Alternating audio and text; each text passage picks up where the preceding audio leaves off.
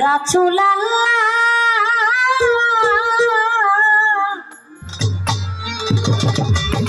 ইয়া মুহাম্মদ হাবিবাল্লাহ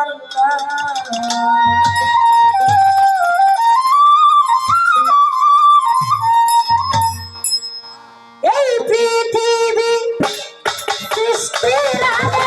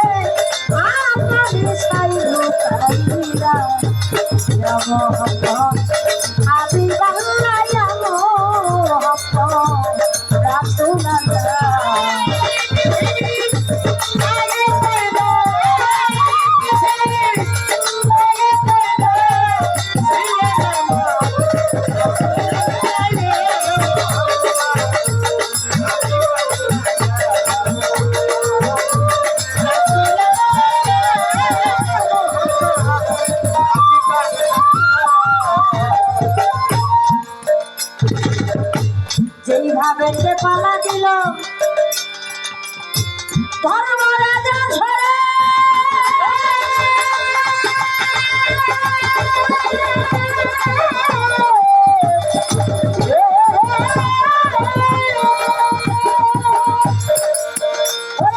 আস্তে আস্তে বলবো কথা এই ধর্মরাজার সরে শরিয়াতকে মারিফাতকে এই কথা জানার বাবা বড় প্রয়োজন। বর্তমান জামানায় পীর ফকিররা থাকতে পারে না সমাজের চাপে। মোল্লা মুন্সিরা নাকি জ্বালাতন করে এই পীর ফকিরদেরকে। এর জন্যই আজকে এই পালাটা দিচ্ছে। পীর ফকির যারা অলির দরবারে অনেক অত্যাচার হইতেছে বাবা। এখন আমি বলবো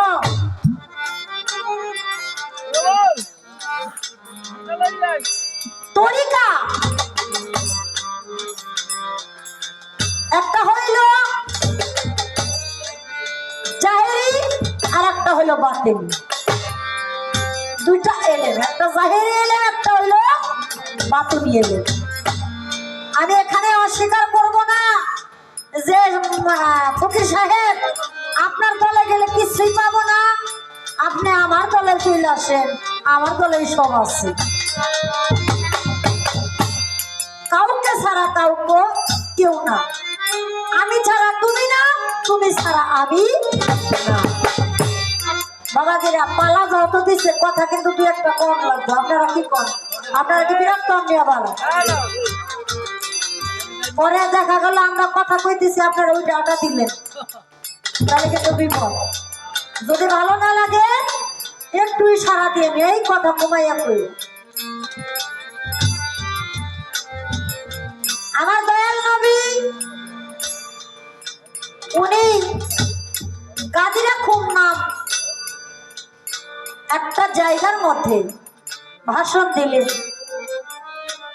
আহলে বায়াত, আহলে বায়াত, আহলে বায়াত, আহলে বায়াত। সে আহলে বায়াতের মধ্যে কাদেরকে নিয়ে ভাষণ দিলেন? পাকে পাঞ্জাতন, পাক পাঞ্জাতন। এই পাঁচজন কারা?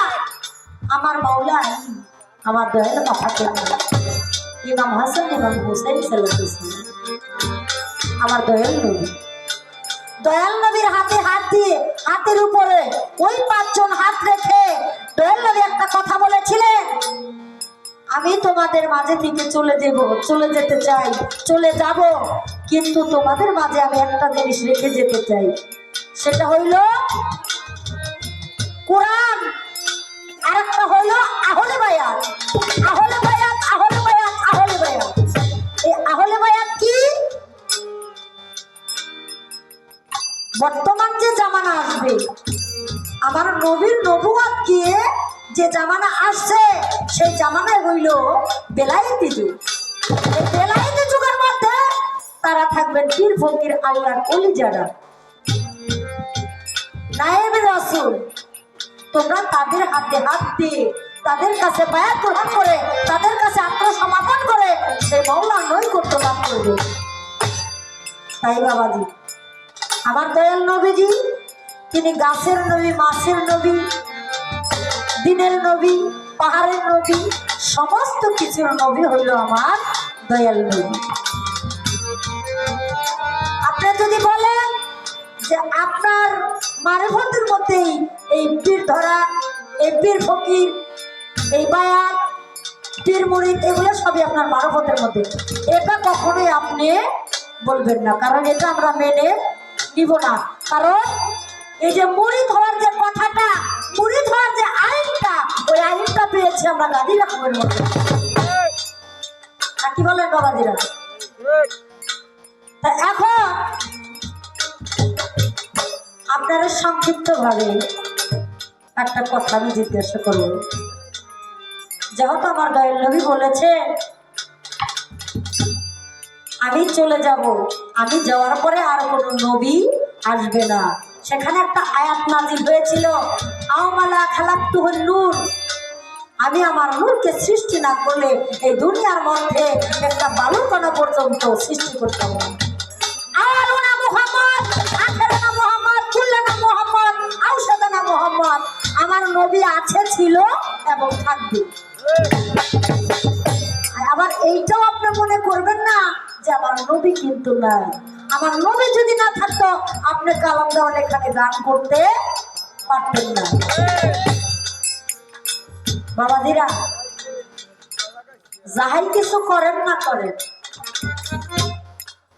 আপনি যদি আগে গাছের গোড়ায় না আসেন, আপনি কখনোই তারা গাছের মাথায় যাইতে পারবেন না। শরীয়ত অনেকেই কয় আমরা 5 ওয়াক্ত নামাজ পড়ি না, আমরা ওই নামাজ করি না, দয়ালের দরবারে যাই, দয়ালের ভজন সাধন করি, এতে আমার হয়ে যায়, এতে আমাদের হয়ে যায়। কিন্তু বাবাদেরা ওই দপ্তর আমাদের পৌঁছাইতে হবে। কিন্তু আমি মুরগি হয়েছি 1 টাকার বাঘ যদি যেই পাহাড়ে, তাহলে এটা কি হইব? কখনোই হইব না। আগে তোমার একটা বাচ্চা যখন স্কুলে পাঠায়, তখন তাকে কি করে? আদর্শ লিপি, ওই সেই আদর্শ লিপির মধ্যে পড়া দেয় সর্ব সরেয়া রস্যই দীর্ঘই, এরকম ভাবে একটা পড়া দেয়। ওই পড়া পড়ে আপনি যদি ভার্সিটিতেও চলে যান, ওই সরেয়া ক খ এই অক্ষরগুলো আপনার ওই বইয়ের মধ্যে আপনি পাবেন। কিন্তু আগে যদি ওই আদর্শ লিপি বই যদি আপনি অবহেলা করেন, তাহলে আপনার সমস্ত কিছুই বরবাদ।